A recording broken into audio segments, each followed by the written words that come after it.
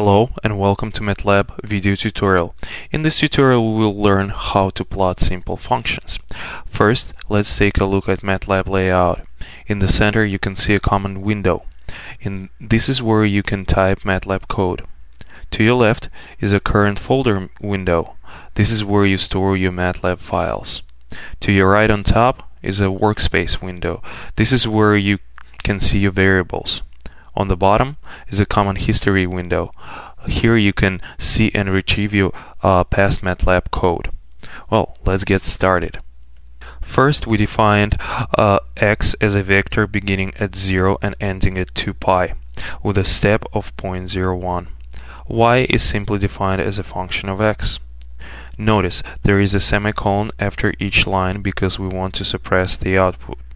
If you want to see the output, hit return after a line of code you entered. Also notice that two variables x and y appeared in a workspace window. Now we plot our function by using plot command. In the output window we can see graph y equals to sin x defined from 0 to 2 pi.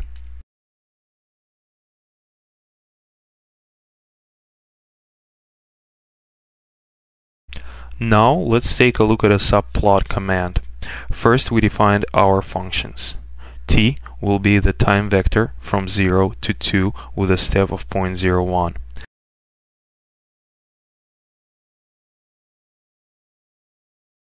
X equals t squared.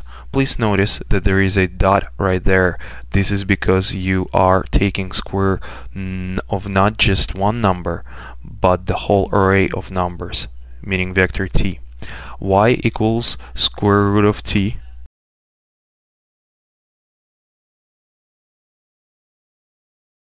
Z equals to t cubed. W equals to t squared plus 2t plus 1.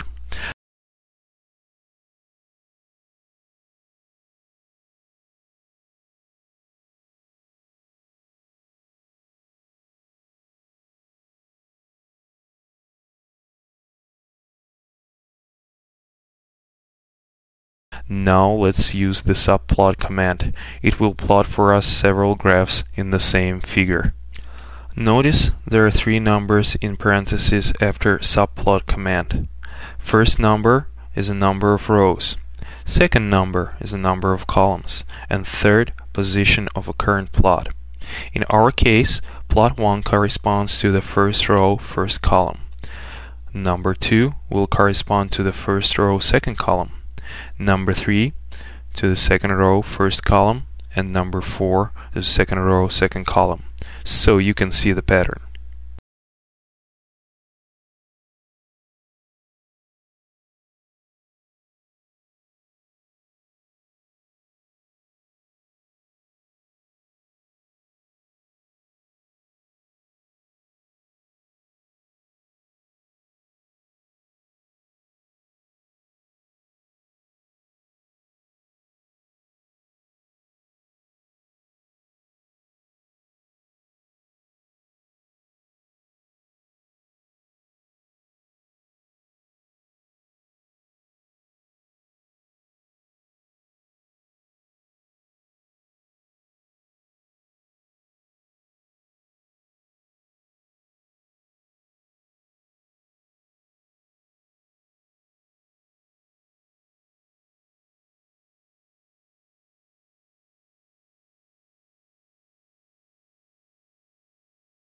After we're done entering the code, we can see 4 different plots in 4 different positions on the same figure.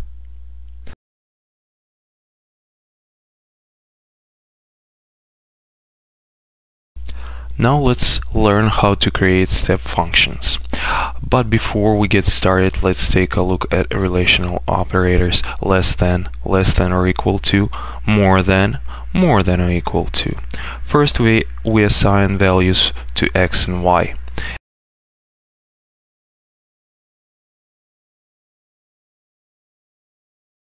X greater than y returns a 1. X less than y returns a 0. X equals to y returns a 0. If we want to assign the return value of the comparison to a variable, we can use assign value of x equals to y, and it returns a 0.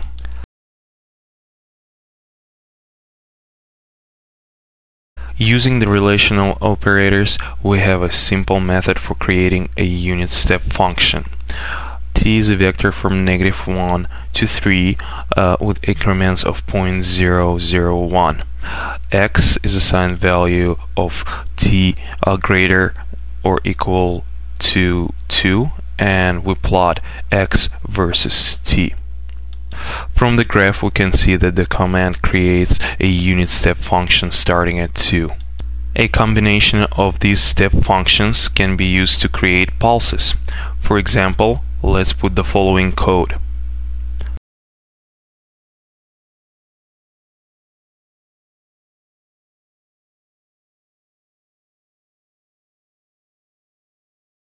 On the graph we can see a unit step pulse from -1 to 1. The unit step function can also be used to create a piecewise functions such as x equals to cosine 2 pi t on the interval from 0 to 1, and x equals to cosine 4 pi t on the interval from 1 to 2, and 0 everywhere else. Let's put the following code, which will give us the graph of the function.